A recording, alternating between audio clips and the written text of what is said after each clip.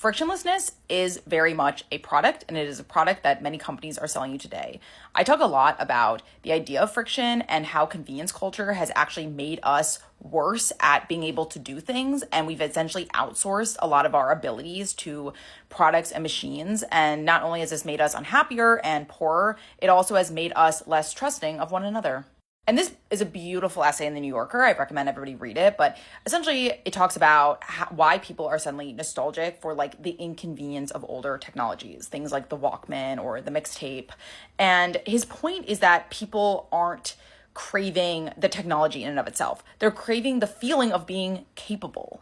And I think when you think about frictionlessness, you think about saving time or convenience or, not having to do things you don't want to do. But what's lost in a lot of the frictionless, which, comes with the rise of AI and things like that, is a loss of mastery, the loss of being able to be capable at something. That brings a lot of self-satisfaction in our lives, even if we don't always realize it in the moment. And this very much connects to our money as well, because, previously, before all the apps and auto pay and algorithms, you were very intimately connected with how much money you had because you oftentimes had to do it all manually, right? Like writing checks, balancing your budget, things like that. And I'm not saying that technology hasn't helped a lot of people, but in the same way it can help people, it can also hurt people. Like all that frictionlessness could make it easier to spend money. It could make it harder to save money, etc. And that also explains why things will happen where you'll be getting charged for subscriptions you're not even aware of, or you don't really have a good grasp on how much money you're spending, or your money is spread across all these different apps and you have no idea how much money you really have or how much debt you really have.